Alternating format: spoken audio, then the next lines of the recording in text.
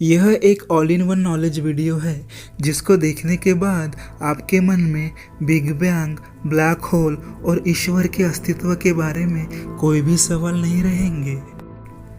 कई साल पहले डिस्कवरी पे सर स्टीफन हॉकिंस की एक डॉक्यूमेंट्री आई थी जिसमें उन्होंने विश्व की निर्मिती आखिर कैसे हुई इसकी पूरी दास्तां बयां की थी। ज़्यादातर वेबसाइट पे उस डॉक्यूमेंट्री का हिंदी वर्जन अवेलेबल नहीं है, इसलिए हम आज आपके लिए लाए हैं क्या ब्रह्मांड की निर्मिती ईश्वर ने की है विद स्टीफन हॉकिंस, जिसमें सिर्फ आवाज़ मेरी है लेकिन एक एक शब्द सर स्टीफन हॉकिंस का है। हेलो, मेरा नाम स्टीफन हॉकिंग है। मैं एक भौतिक शास्त्री, खगोल वैज्ञानी और कुछ हद तक स्वप्न दृष्टा हूँ। हालांकि मैं चल फिर नहीं सकता और बात भी एक कंप्यूटर के ज़रिए करता हूँ, मगर मेरे दिमाग की उड़ान बहुत ऊंची है। मैं ब्रह्मांड के सबसे बड़े सवालों का जायज़ा लेने के लिए आज़ाद हूँ और उनमें से सबसे बड़ा सवाल भी है कि क्या कोई ईश्वर है जिसने ब्रह्मांड यानी तारों और ग्रहों से लेकर आपकी और हमारी भी रचना की और जो सबको नियंत्रित भी करता है। इसका पता लगाने के लिए प्रकृति के नियमों की यात्रा पर जाएंगे, क्योंकि मुझे लगता है कि वही इस पुराने सवाल का जवाब है कि ब्रह्मांड कैसे बना और यह कैसे काम करता है। इसे देखिए। मैंने हाल ही में एक पुस्तक प्रकाशित की है जिसमें सवाल है कि क्या ईश्वर ने ब्रह्मांड की रचना की है। इसमें थोड़ा विवाद भी हुआ। लोग नाराज हो गए कि धर्म के मामले में किसी वैज्ञानिक को टांग नहीं अड़ानी चाहिए। मैं किसी को नहीं बताना चाहता कि उसे क्या मानना चाहिए, लेकिन मेरी नज़र में यह विज्ञान के लिए जायज़ सवाल है कि क्या ईश्वर का अस्तित्व है। आखिरकार ब्रह्मांड की रचना किसने की और कौन इसे नियंत्रित करता है, इसकी बजाय ज़्यादा महत्वपूर्ण और बुनियादी रहस्य पर विचार करना बेहतर है। पुराने ज़माने में इसका जवाब लगभग एक ही होता था, ईश्वर ने सब कुछ बनाया है। दुनिया एक डरावनी जगह थी, इसलिए वाइकिंग जैसे ताकतवर लोग भी बिजली कड़कने या तूफान जैसी कुदरती बातों को समझने के लिए अलौकिक शक्तियों के अस्तित्व में विश्वास रखते थे। वाइकिंग लोगों के अलग अलग देवता थे और आसमानी बिजली के देवता थे और एक देवता अडियर समुद्री तूफान पैदा करते थे, लेकिन वो स्कॉल नाम के देवता से सबसे ज़्यादा डरते थे। वो देवता उस खौफनाक प्राकृतिक घटना के लिए जिम्मेदार थे जिसे हम आज सूर्य ग्रहण कहते हैं। स्कॉल को आसमान में रहने वाला भेड़िया देवता माना जाता था। कभी कभार वो सूर्य को भी खा लेते थे, जिससे वो डरावना पल आता था जब दिन रात में बदल जाता था।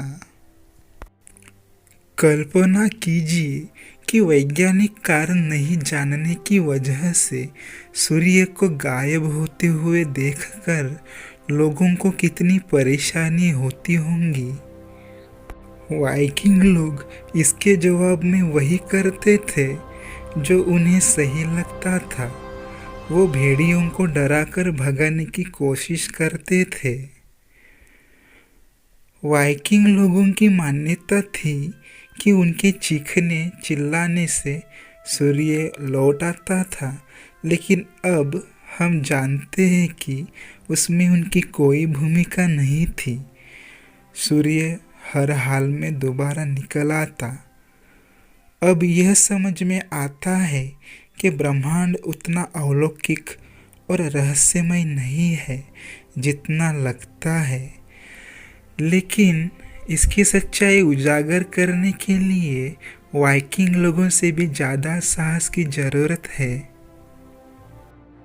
वाइकिंग लोगों से भी काफ़ी पहले प्राचीन ग्रीस में इसका पता लगाया गया था। ईसा पूर्व 300 में एरिस्टार्कस नाम के एक दार्शनिक को भी ग्रहणों में गहरी दिलचस्पी थी, खासकर चंद्र ग्रहणों में।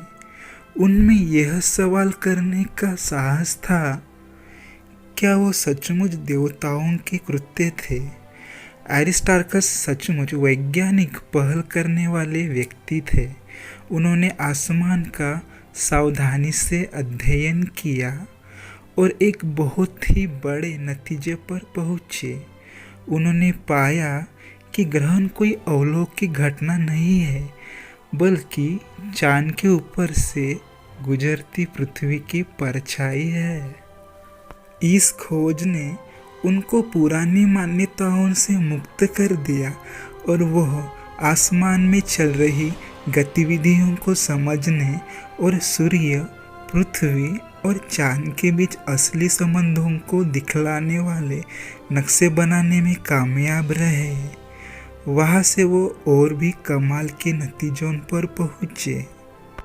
उन्होंने यह अनुमान लगाया कि पृथ्वी ब्रह्मांड का केंद्र नहीं थी, जैसा कि तब हर कोई मानता था, बल्कि पृथ्वी उस सूरज की परिक्रमा करती है। असल में तो इस व्यवस्था को समझने से भी ग्रहणों का कारण समझ में आ जाता है। जब चांद की परछाई पृथ्वी पर पड़ती है तो सूर्य ग्रहण होता है, और जब चांद पर पृथ्वी की परछाई पड़ती है तो चंद्र ग्रहण होता है। लेकिन एरिस्टार्कस इसे और आगे ले गए। उन्होंने कहा कि तारे आसमान की सतह पर बड़ी दरारें नहीं है, जैसा कि उनके समकालीन मानते थे। उन्होंने कहा कि तारे असल में हमारे सूर्य जैसे ही दूसरे सूर्य है, बस वह काफ़ी दूर है। यह कितना विलक्षण बोध रहा होगा। ब्रह्मांड सिद्धांतों और नियमों पर चलने वाली मशीन है और मानव मस्तिष्क इन नियमों को समझ सकता है। मेरा मानना है कि इन नियमों की खोज मानव जाति की सबसे बड़ी उपलब्धि है। अब हम इन्हें प्रकृति के नियम कहते हैं और इन्हीं से हमें पता चलेगा कि ब्रह्मांड को समझने के लिए हमें किसी ईश्वर की ज़रूरत है या नहीं।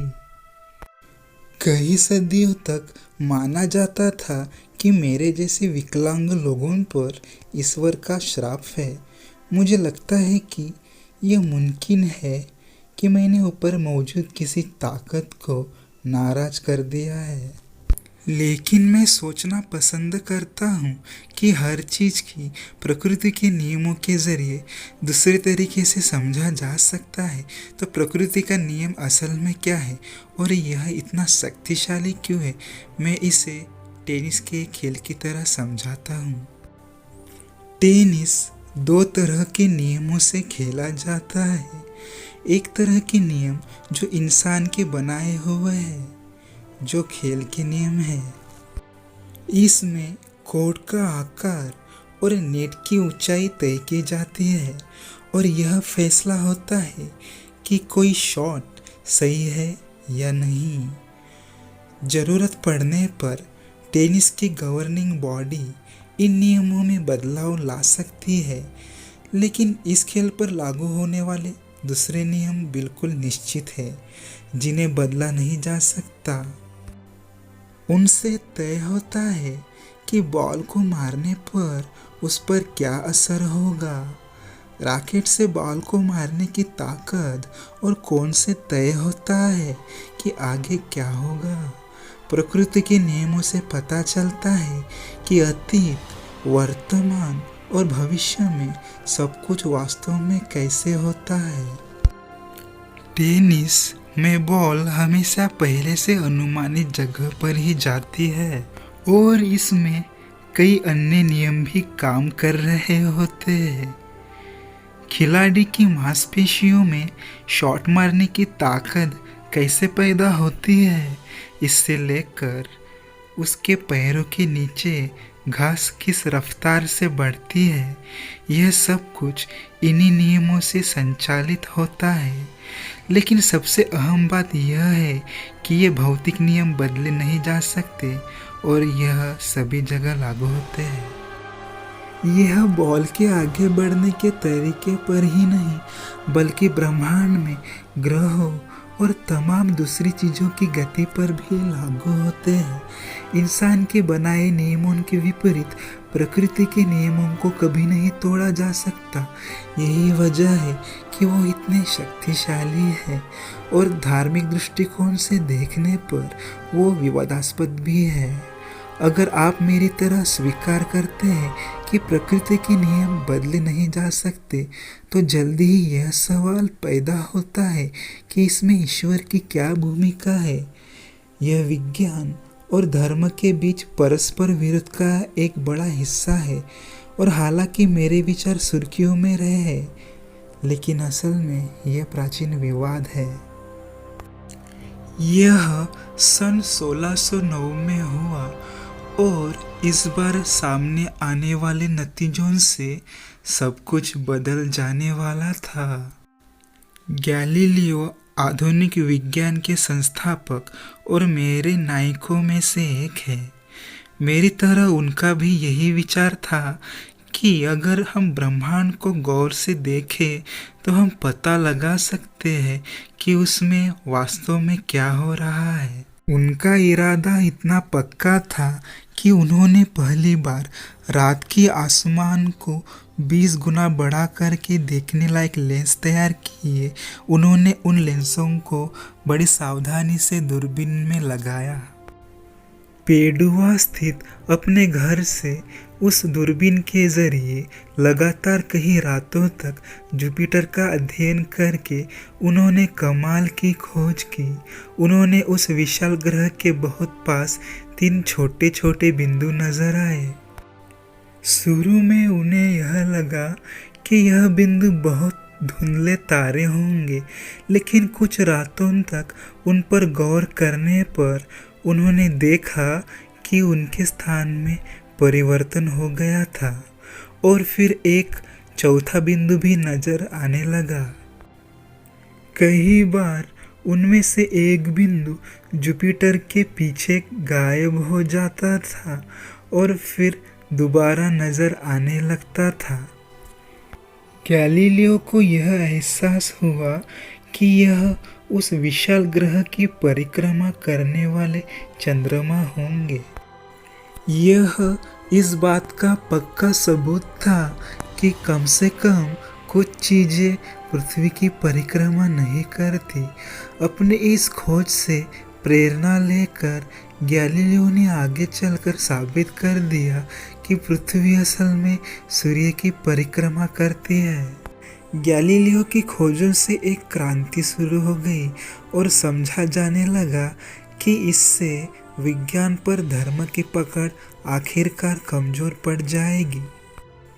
अगले 300 वर्षों तक प्रकृति के कई और नियमों के उजागर होने के साथ विज्ञान आसमानी बिजली, भूकंप और तूफान से लेकर तारों के चमकने तक बातों की असली वजह बताने लगा। अगर आपको ग्रहण की विज्ञान की जानकारी हो तो शायद आप आसमान में रहने वाले भेड़िया देवताओं पर विश्वास नहीं करेंगे। विज्ञान किसी धर्म से इनकार नहीं करता, सिर्फ ज़्यादा विकल्प उपलब्ध कराता है, लेकिन अभी भी कई रहस्य मौजूद है। अगर पृथ्वी घूमती है तो क्या ईश्वर ही इसे घुमाते हैं? सबसे बड़ा सवाल है कि क्या ब्रह्मांड की रचना ईश्वर ने की है? खुशकिस्मती से यह सवाल उतना मुश्किल नहीं है जितना लगता है। ब्रह्मांड की जटिलता और विविधता के बावजूद अगर आप गौर करेंगे तो पता चलता है कि इसे बनाने के लिए सिर्फ 3 चीज़ों की ज़रूरत है। कल्पना कीजिए कि हम उन्हें कॉस्मिक कुकबुक में दर्ज कर सकते हैं।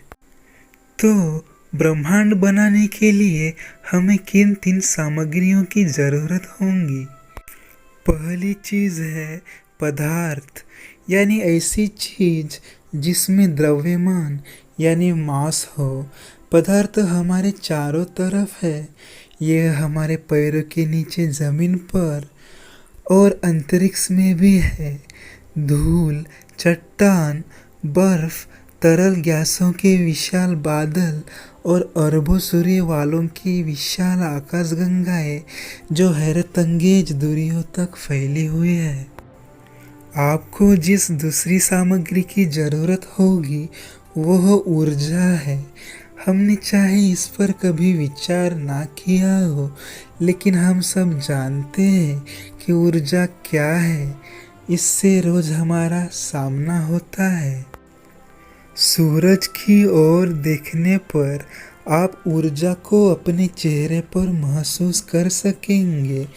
यह 14 करोड़ 96 लाख किलोमीटर दूर एक तारे द्वारा पैदा की गई ऊर्जा है। ऊर्जा ब्रह्मांड में फैलती रहती है, इसे सक्रिय और हमेशा बदलती जगह बनाए रखने वाली प्रक्रियाओं को चलाती रहती है। और हमारे पास पदार्थ और ऊर्जा है। अब ब्रह्मांड बनाने के लिए जिस तीसरी चीज की जरूरत है वो स्थान या आकाश है।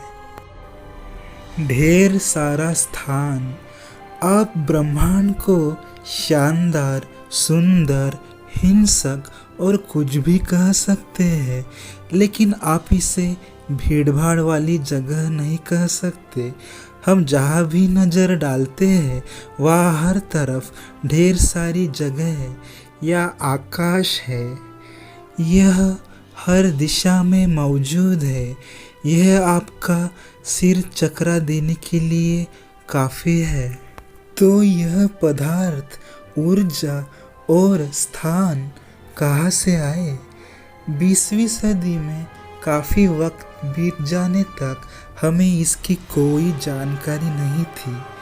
इसका जवाब एक ऐसे शख्स के विचारों से आया जो शायद अब तक पैदा हुआ सबसे कमाल का वैज्ञानिक था।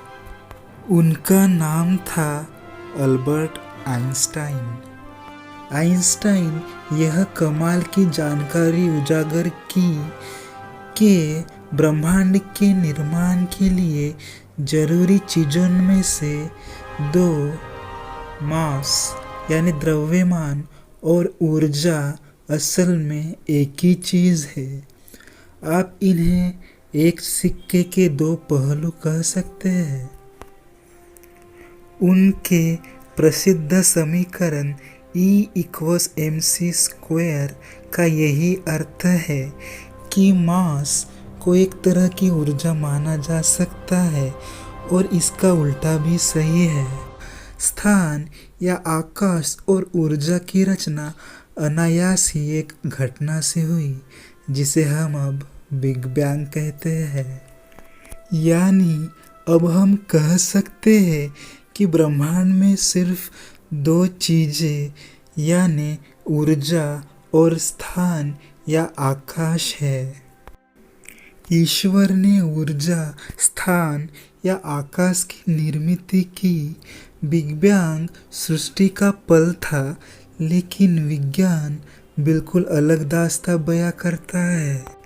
हम प्रकृति के नियमों की मदद से ब्रह्मांड की उत्पत्ति को समझ सकते हैं, बजाय इससे कि हम इस सब के पीछे ईश्वर मान लें। बिग बैंग के समय ऊर्जा से भरपूर एक पूरा ब्रह्मांड अस्तित्व में आया और उसके साथ ही स्थान या आकाश भी वजूद में आ गया। यह किसी बलून के फुलाने की तरह फैल गया। तो यह सारी ऊर्जा और स्थान या आकाश कहाँ से आया? आखिर इतनी सारी ऊर्जा और ढेर सारी जगह से भरा हुआ यह ब्रह्मांड कैसे बिना किसी स्रोत के पैदा हो गया? बिग बैंग की बुनियाद में मौजूद जबरदस्त रहस्य से पता चलता है कि कैसे आकाश और ऊर्जा वाला एक इतना बड़ा ब्रह्मांड बिना किसी स्रोत के अस्तित्व में आ सकता है। इसका रहस्य हमारे ब्रह्मांड के सबसे अजीब तथ्यों में से किसी एक में छिपा हुआ है। फिजिक्स के नियमों के अनुसार नकारात्मक ऊर्जा का भी अस्तित्व है। इस अजीब लेकिन महत्वपूर्ण उदाहरण को समझने के लिए मैं आपको एक सीधा साधा उदाहरण देता हूँ। कल्पना कीजिए कि कोई व्यक्ति किसी समतल जमीन पर पहाड़ बनाना चाहता हो। यह पहाड़ ब्रह्मांड होगा।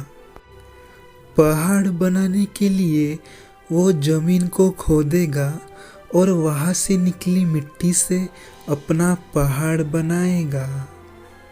लेकिन वो सिर्फ पहाड़ ही नहीं बल्कि एक गड्ढा भी बना रहा है। यह वास्तव में पहाड़ का नकारात्मक यानी उल्टा स्वरूप है। गड्ढे में मौजूद चीज अब एक पहाड़ का रूप ले चुकी है, इसलिए दोनों के बीच बिल्कुल सही संतुलन रहेगा। ब्रह्मांड की शुरुआत में जो कुछ भी हुआ था उसके पीछे यही सिद्धांत है। जब बिग बैंग से ढेर सारी सकारात्मक ऊर्जा निकली तो उसके साथ ही उतनी ही मात्रा में नकारात्मक ऊर्जा भी पैदा हुई। इस तरह से सकारात्मक और नकारात्मक का कोई योग हमेशा शून्य होता है।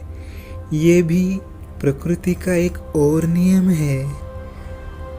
लेकिन आज यह नकारात्मक ऊर्जा कहाँ है?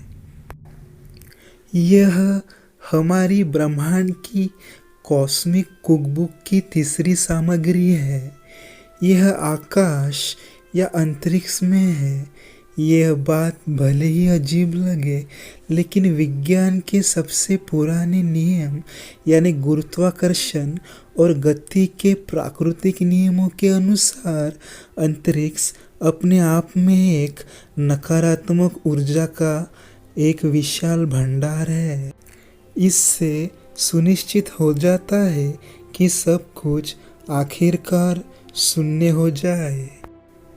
अंतरिक्ष में मौजूद अरबों आकाशगंगाओं का अंतहीन जाल गुरुत्वाकर्षण की ताकत से एक दूसरे को खींचते हुए एक विशाल स्टोरेज डिवाइस की तरह काम करता है। ब्रह्मांड नकारात्मक ऊर्जा को संचित करने वाली एक विशाल बैटरी की तरह है। सकारात्मक चीज़ें यानी आज हमें दिखाई देने वाला मास और ऊर्जा असल में पहाड़ की तरह है।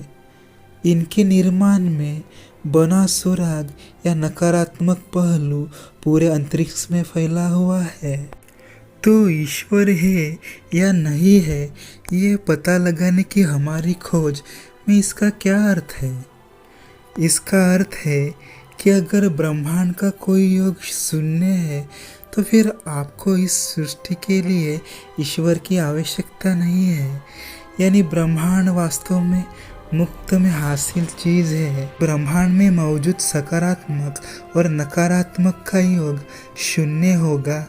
इसलिए अब हमें सिर्फ यह पता लगाना है कि यह पूरी प्रक्रिया किसने या किस चीज़ ने शुरू की, क्योंकि हमारी रोज़मर्रा की ज़िंदगी में कुछ भी यूं ही नहीं हो जाता। ज़रूरत महसूस करने पर चुटकी बजाकर एक कप कॉफ़ी हासिल नहीं कर सकते, है ना? आपको कॉफ़ी बीन्स, पानी और शायद दूध और चीनी जैसी चीज़ों को मिलाकर इसे बनाना होगा। लेकिन इस कॉफ़ी के कप में दूध के कणों से भी नीचे आप एटॉमिक और सब एटॉमिक लेवल पर उतर जाए तो आप ऐसी दुनिया में पहुंच जाएंगे जहां बिना किसी स्रोत के भी कुछ बनाना मुमकिन होता है। कम से कम कुछ समय के लिए तो हो ही सकता है। इसकी वजह यह है कि इस पैमाने पर प्रोटॉन जैसे पार्टिकल प्रकृति के उन नियमों के अनुसार काम करते हैं जिन्हें हम क्वांटम मैकेनिक्स कहते हैं, और यह अनायास ही पैदा हो सकते हैं। थोड़ी देर तक गौर करें तो यह फिर से गायब हो जाते हैं और किसी और जगह पर दिखाई देने लगते हैं। हम जानते हैं कि अतीत में ब्रह्मांड खुद बहुत छोटा सा था। यह वास्तव में एक प्रोटॉन से भी छोटा था, और इसका अर्थ वाकई बहुत मायने रखता है। इसका अर्थ है कि ब्रह्मांड और इसकी जबरदस्त विशालता और जटिलता प्रकृति के किसी भी नियम को तोड़े बिना अस्तित्व में आई है। उस पल के बाद से अंतरिक्ष के विस्तार के साथ ही बहुत बड़ी मात्रा में ऊर्जा भी मुक्त होती रही। संतुलन बनाए रखने के लिए इस नकारात्मक ऊर्जा को संचित करने के स्थान की भी जरूरत थी। लेकिन यहाँ एक बार फिर एक अहम सवाल खड़ा हो जाता है, क्या ईश्वर ने वो क्वांटम लॉज बनाए जिनसे बिग बैंग हो पाया? असली सवाल यह है कि क्या हमें बिग बैंग के होने की पूरी तैयारी के लिए ईश्वर की ज़रूरत है? मैं किसी की आस्था को चोट नहीं पहुंचाना चाहता, लेकिन मुझे लगता है कि विज्ञान किसी अलौकिक सृष्टिकर्ता के अस्तित्व से ज़्यादा बेहतर कारण बता सकता है। मैं इसे समझा सकता हूँ। आप किसी पहाड़ी की ढलान पर बहती नदी की कल्पना कीजिए। ये नदी कहाँ से पैदा हुई? शायद बारिश से। ये पहाड़ पर पहले हुई बारिश से बनी होगी, लेकिन बारिश कहाँ से हुई? इसका एक अच्छा जवाब है सूर्य। समुद्र पर चमकते सूर्य ने पानी की भाप को आसमान में पहुंचाया, जिससे बादलों का निर्माण हुआ। ठीक है, तो सूर्य क्यों चमकता है? अगर हम गौर करें तो यह हाइड्रोजन के अणुओं को आपस में जुड़कर हीलियम बनने की प्रक्रिया है। इससे फ्यूजन कहते हैं, और इसे ढेर सारी ऊर्जा निकलती है। अब तक तो ठीक है, आखिर हाइड्रोजन कहाँ से आई? इसका जवाब है बिग बैंग से। प्रकृति के नियम हमें बताते हैं कि न सिर्फ ब्रह्मांड प्रोटॉन की तरह अस्तित्व में आया होगा, और इसे किसी ऊर्जा की भी जरूरत नहीं पड़ी होगी, बल्कि यह भी मुमकिन है कि बिग बैंग भी बिना किसी वजह के हुआ हो। बिग बैंग के समय एक कमाल की बात हुई थी। उस पल समय का जन्म हुआ था।